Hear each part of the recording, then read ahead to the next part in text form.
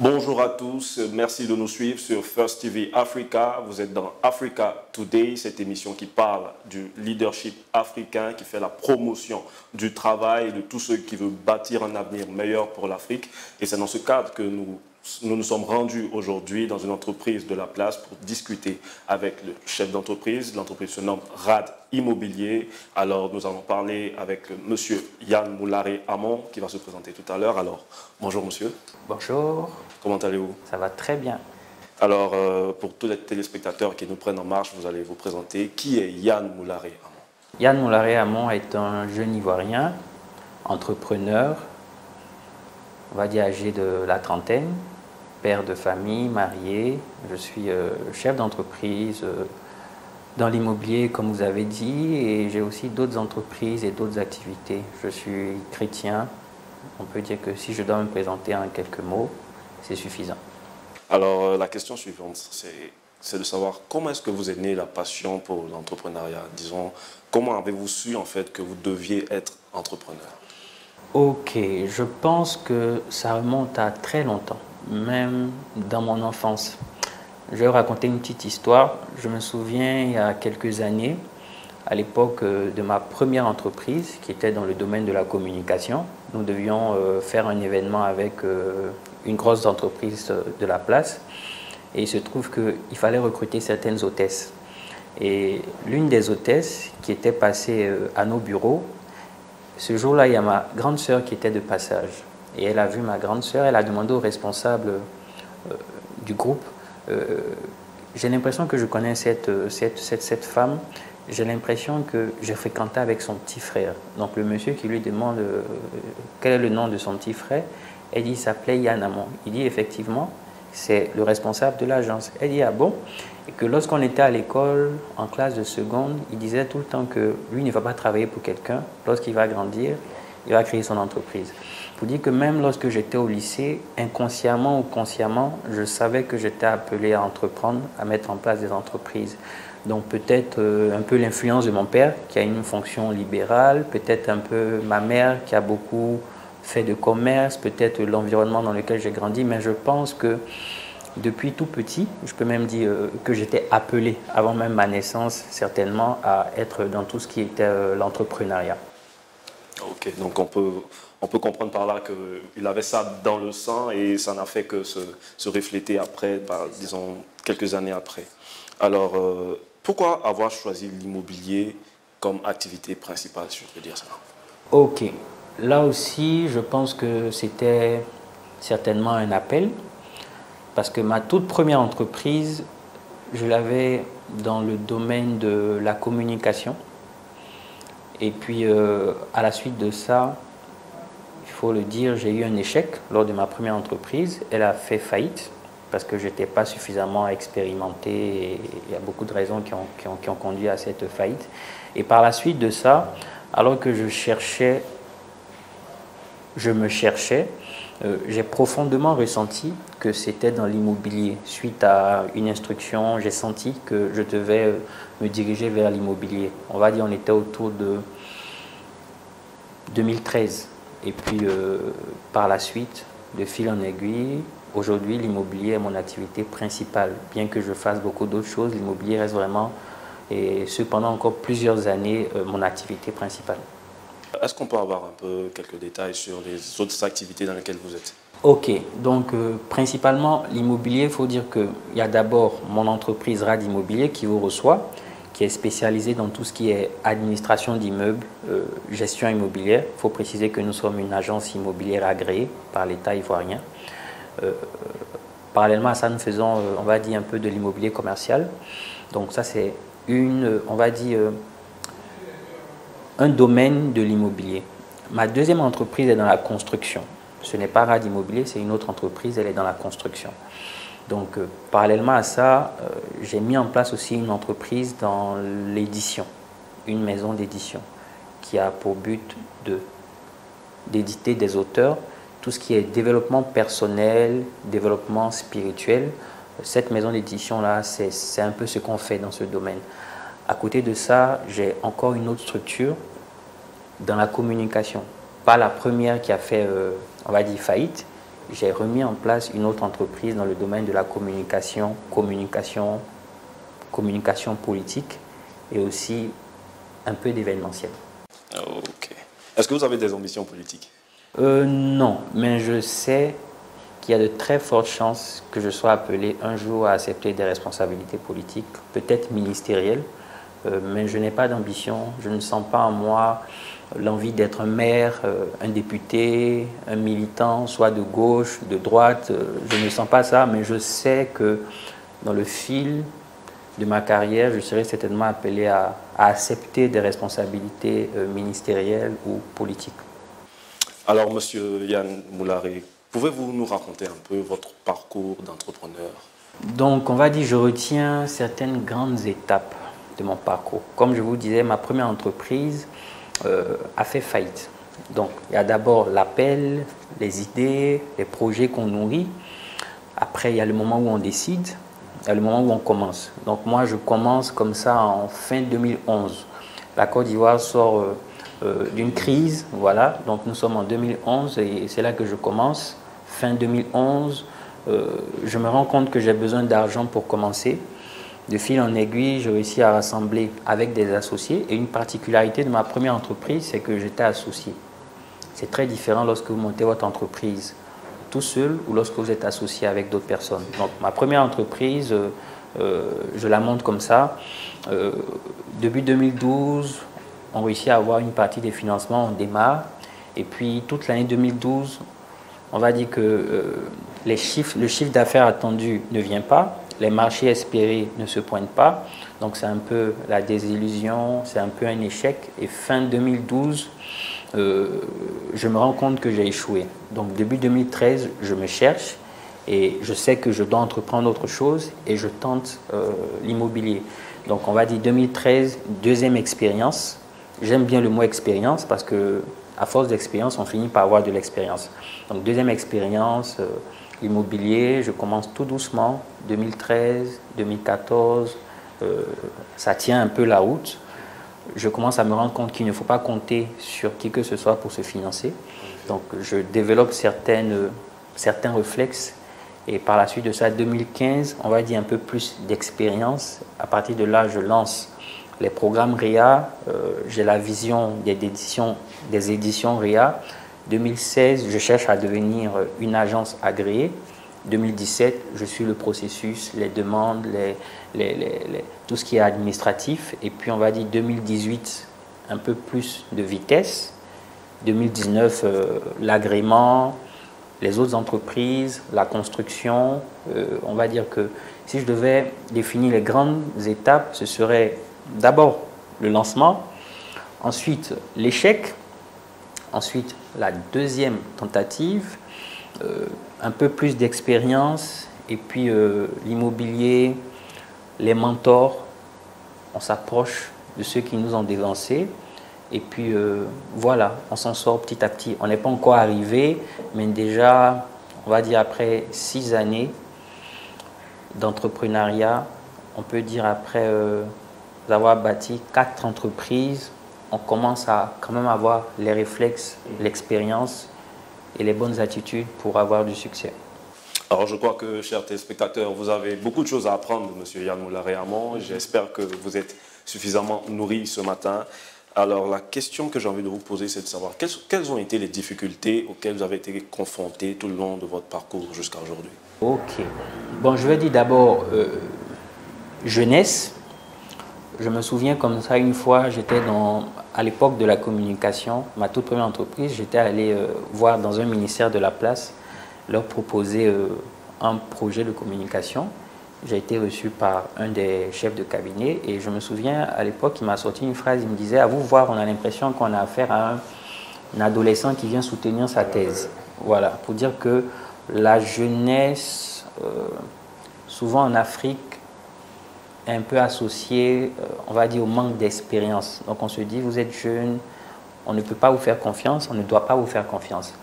Donc l'une des difficultés, c'était quand même ma jeunesse, parce que j'ai commencé quand même très tôt. Je pense que ma première entreprise, je devais avoir 26 ans, même si d'autres ont commencé beaucoup plus tôt que ça. Lorsque je voulais monter, j'étais encore quand même jeune. Donc la jeunesse, l'inexpérience, comme je disais dans ma première entreprise, vraiment je manquais d'expérience. On va dire le désordre. Ça, c'est quelque chose qui est très propre à beaucoup d'entrepreneurs et qui crée beaucoup de problèmes. Il ne faut pas être dans le désordre. Autre chose, on va dire le manque de financement. Même si je fais partie de ceux qui croient qu'on n'a pas besoin d'argent pour monter une entreprise, la preuve, ma première entreprise, quand même, sur un besoin de financement de 10 millions, on avait réussi à en avoir 6-7 pour démarrer, elle a fait faillite. Ma deuxième entreprise, je l'ai démarrée avec 57 000 francs CFA. Pour dire qu'une entreprise qui a démarré avec 6-7 millions a échoué, une autre qui a démarré avec 57 000 est en train de réussir. Donc je fais partie de ceux qui croient qu'on n'a pas besoin de beaucoup d'argent ou d'argent pour commencer. Mais quand même, arrivé un moment, j'ai été quand même confronté, il faut l'avouer, au manque de financement. Ici, les banques, c'est compliqué, on ne vous accompagne pas lorsque vous commencez. Et puis, il faut savoir que les charges arrivent, elles sont toujours à votre porte. Donc, du coup, le manque de financement aussi, ça fait partie des difficultés. Et la dernière, disons, c'est, on peut dire, la déloyauté, parce qu'on est souvent confronté à ça, des personnes qui peuvent vous trahir, des personnes qui peuvent ne pas croire en vous, des personnes qui peuvent détourner l'argent, des personnes qui peuvent travailler contre votre vision, on va dire des mauvais choix de collaborateurs. Donc l'une des difficultés aussi, c'est de trouver, on va dire, les bonnes personnes qui vont vous accompagner durant tout votre parcours. Ok. Lorsque je vous entends parler, j'ai envie de vous poser cette question. Pour vous, qui peut être entrepreneur ou pas? Quelles sont les qualités qu'un entrepreneur doit avoir? Pour moi, tout le monde devrait être un entrepreneur. Il faut avouer que les gens ont différentes personnalités, ils ont différents types de background, disons. J'avoue que certains sont avantagés. Mais pour moi, tout le monde devrait entreprendre. Mais il faut comprendre que, comme je disais, certains caractères, certaines personnalités ont un avantage. Par exemple, je dis souvent à mes collaborateurs, lorsque je fais des grandes réunions d'équipe comme ça, que le but d'une entreprise, c'est de vendre. Le but d'une entreprise, ce n'est pas l'argent. Le but d'une entreprise, c'est de vendre. Quelqu'un qui ne sait pas vendre aura du mal à faire grandir son entreprise et asseoir son entreprise. Le but d'une entreprise, je répète, c'est de vendre. Vendre un produit, vendre un service, vendre une idée. J'ai même envie de dire le but de toute organisation, c'est de vendre une idée, un concept. Vous devez vendre en fait. Et si vous n'avez pas les capacités, les facultés d'être un bon vendeur, vous aurez du mal. Quelqu'un par exemple qui est timide, qui ne sait pas communiquer, aura du mal s'il entreprend. Parce que lorsqu'il sera confronté à des négociations, lorsqu'il faudra aller vers les personnes, cette personnalité timide là va le rattraper. Mais tout peut s'apprendre, on peut se forger un autre caractère et on peut s'aiguiser. Je veux dire, moi il y a des personnes que j'avais qui étaient très timides, je les ai envoyées au charbon, je les ai envoyées au corps à corps, je les ai envoyées hors des bureaux, je les ai fait sortir de leur zone de confort et finalement ça a réussi à donner quelque chose. Donc vraiment, pour moi, tout le monde est fait pour entreprendre. Quoique, il y a des personnes qui feront carrière dans des institutions, il y a des personnes qui feront carrière dans des bureaux, mais pour moi, tout le monde potentiellement a ce qu'il faut pour entreprendre. La preuve, si on revient, on va dire, il y a 1000 années ou il y a 2000 années même en arrière, ou plus loin, disons à l'époque même agraire, il y a très très longtemps. Les hommes vivaient disons, de cueillette, de chasse. Il n'y avait pas de bureau, il n'y avait pas de collecteur d'impôts, il n'y avait pas de trésor, il n'y avait pas de ministre. Donc les personnes à l'époque, qu'est-ce qu'elles faisaient? Elles avaient certainement une activité et ils devaient participer au commerce, à l'interaction. Donc je veux dire qu'il n'y a pas un type de personne qui est fait pour les bureaux, pour des carrières, et un autre type de personne qui est fait pour l'entrepreneuriat ou pour porter un projet. Je pense que foncièrement, on a tous en nous cette capacité. Mais d'autres ont des caractères ou une personnalité qui les met un peu plus en avantage.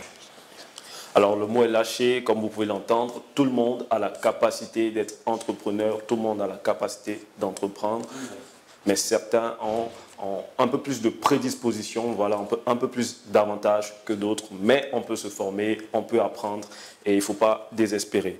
Alors Monsieur Yann Moulare-Amon, comment est-ce qu'on peut arriver à bâtir une entreprise solide, une entreprise durable aujourd'hui? Le premier élément, je dirais l'organisation. Et j'insiste vraiment là-dessus. Parce que j'avoue qu'il fut un temps où ça faisait partie de mes problèmes. J'étais très désorganisé, très. Et on ne peut rien faire dans le désordre. Rien. La nature nous l'enseigne, il y a beaucoup de choses qui nous l'enseignent. Et pour des personnes qui sont spirituelles, pour des chrétiens qui connaissent par exemple la parabole, l'histoire, même pas la parabole, où le Seigneur Jésus multiplie par exemple les pains et les poissons, avant de faire, il dit faites-les, mettez-les en ordre, mettez-les en rangée. Ils ont été classés. Pour dire que la multiplication vient après le fait que tout soit en ordre. Et lorsque vous êtes un entrepreneur, vous êtes confronté à beaucoup de choses. Si vous n'apprenez pas à ranger votre vie, si vous n'apprenez pas à vous organiser dans le travail, si vous n'apprenez pas à tout ranger, vous n'arriverez nulle part. Vous n'arriverez pas à multiplier ce que vous avez. Vous risquez de vous détruire si vous fonctionnez dans le désordre. Donc le premier point, je dirais que c'est l'ordre pour bâtir une entreprise solide. Le deuxième point, je dirais, c'est la sagesse. Je ne vais pas développer ce que j'entends par ce mot, mais il y a différents types de sagesse. La Bible parle par exemple de la sagesse terrestre, la sagesse d'en haut, et il y a même d'autres types de sagesse. Il y a même la sagesse, on peut dire, diabolique. Donc, si vous manquez de sagesse, vous n'arriverez pas à bâtir une entreprise. Donc, il y a la sagesse humaine, qu'on peut appeler la sagesse du monde, que vous pouvez observer chez d'autres personnes, chez vos contemporains, la façon de fonctionner des autres entreprises. Vous observez comment est-ce la communication, ça fait partie de la sagesse du monde, ça s'apprend à l'école. Donc vous aurez besoin de la sagesse du monde pour bâtir une entreprise solide. Vous aurez besoin de la sagesse d'en haut pour bâtir une entreprise solide. Et donc je pense que sans sagesse, vous ne pourrez pas bâtir votre entreprise. Il est écrit la femme sage bâtit. Donc je pense que le principe bâtisseur, c'est la sagesse. Si vous n'êtes pas attiré par la recherche de la sagesse, par chercher à acquérir la sagesse, vous n'allez aller nulle part avec votre entreprise. Alors, chers téléspectateurs, vous qui voulez bâtir une entreprise solide et durable, je retiens qu'il faut d'abord l'organisation et ensuite la sagesse, l'ordre avant toute chose et rechercher ensuite la sagesse. Alors, monsieur Yann Moulare-Amon, est-ce que vous avez des modèles, des personnes qui vous ont inspiré durant tout le long de votre parcours ou même à vos débuts? Vous avez des gens à qui vous pensez, qui vous motivent au quotidien? Oui. Comme je disais, je peux même commencer en citant mon père. Je sais qu'il m'a beaucoup influencé parce qu'il exerce une fonction libérale. Donc j'ai grandi dans une maison où le père n'était pas salarié, où il travaillait à son propre compte. Donc mon père, Maître Amon, il fait partie de mes modèles.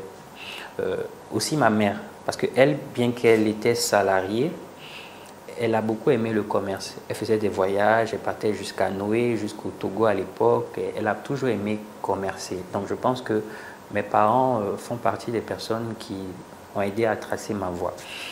À côté de ça, la toute première personne qui m'a beaucoup influencé ou inspiré, il s'appelle, c'est mon grand frère maintenant, il s'appelle Guillaume Doué-Do. Je l'ai rencontré peut-être en 2008 ou en 2009 et il est vraiment devenu pour moi un mentor et un modèle de réussite. À côté de lui, je peux citer Fabrice Sawignon, que beaucoup connaissent, directeur général de Vodou Communication et plein d'autres choses. Ça fait vraiment partie de mes modèles. Lui aussi, je l'ai rencontré, je pense en 2010, en fin 2010, et depuis de loin, je le suis beaucoup. Il y a aussi le pasteur Mohamed Sanougou, mon père spirituel, qui est vraiment un modèle pour moi, modèle de consécration, modèle d'organisation, modèle de réussite. Il y a aussi Jean Kakou Diagou, PDG de NCA, même s'il a passé maintenant la main à sa fille, il est PCA.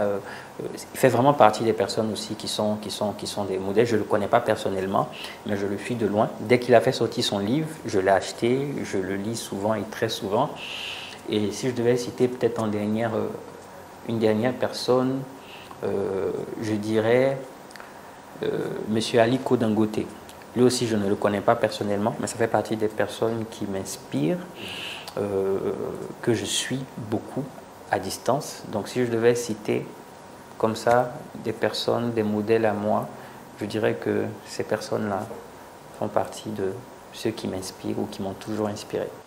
On voit quand même beaucoup de spiritualité dans le langage de M. Yann Moulare-Armon. Ça veut dire que certainement le Seigneur prend beaucoup de place dans toutes ces entreprises et je crois que nous devrons en faire autant. Voilà, il ne faut pas négliger le facteur spirituel dans tout ce que vous entreprenez. Nous sommes au terme de cet entretien avec M. Yann Moulare-Armon, PDG de RAD Immobilier.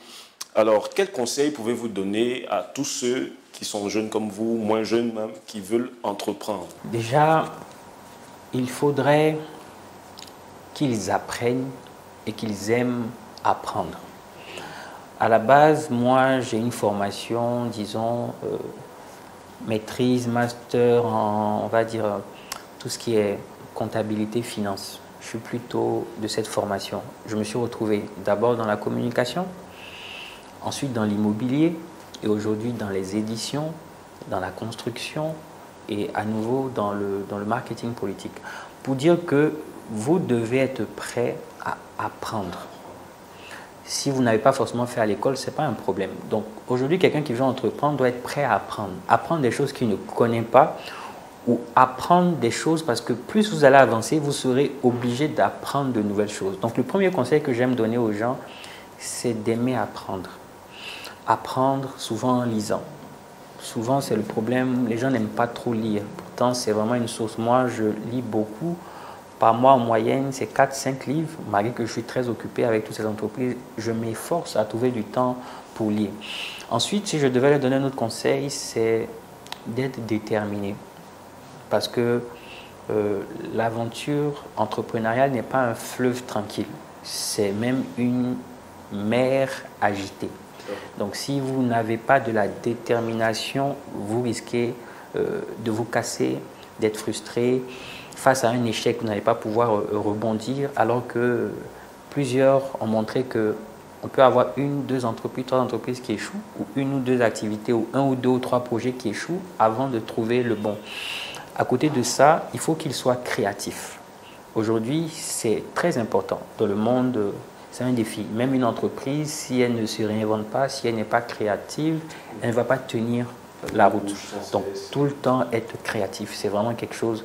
3 conseils. Dernier conseil, apprendre à faire avec le peu qu'on a le maximum. C'est ce que je fais au quotidien. Souvent, les besoins sont énormes. Comme l'histoire du Seigneur Jésus, vous avez 5 mains, 3 poissons, vous devez nourrir une foule de 5000 personnes. Il faut apprendre à pouvoir faire avec le peu qu'on a un maximum de choses. Et c'est ce que la plupart des entrepreneurs font, cette chose au quotidien. Vraiment, cet entretien a été tellement riche. Je suis vraiment édifié de tout ce que nous avons appris aujourd'hui. Et nous sommes à la fin de cette interview. Pardon. Alors, Monsieur Yann Moulare, quel est votre mot de fin? Ok, si je devais donner un mot de fin, ce serait déjà d'inviter ceux qui traînent encore ou ceux qui hésitent encore à entreprendre à se lancer. Je dis souvent que le meilleur moment pour entreprendre, c'est aujourd'hui, c'est même pas demain. Il faut vraiment que vous vous lanciez. Et si je devais ajouter un tout dernier mot, ce serait toujours chercher à faire plus. Si vous avez une entreprise, réfléchissez à comment vous allez pouvoir faire plus demain. Comment faire plus pour vos clients? Comment faire plus pour votre génération? Comment faire plus pour vos collaborateurs? Comment faire plus pour vos employés? Comment faire plus pour votre nation? Lorsque vous raisonnez ainsi et que vous êtes constamment en train de réfléchir, de raisonner à faire plus, je vous assure que ça décuple, en vous votre potentiel. Donc, le mot de la fin, ce serait inviter les uns et les autres à être des personnes qui travaillent ou qui s'engagent à faire plus. Voilà mon mot de fin.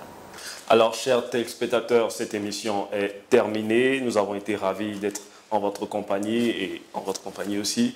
Alors, nous pouvons retenir qu'il faut toujours chercher à faire plus. Entreprendre, c'est maintenant. Vous avez suivi Africa Today. J'étais Jean-Christian Nassé. Retenez que Africa Today, c'est une émission qui fait la promotion du leadership africain, du travail. Avec Africa Today, nous vous montrons une Afrique qui bouge, une Afrique qui travaille afin de changer un peu les choses sur le continent africain. Merci de nous avoir suivis et rendez-vous dans nos prochaines éditions. À bientôt.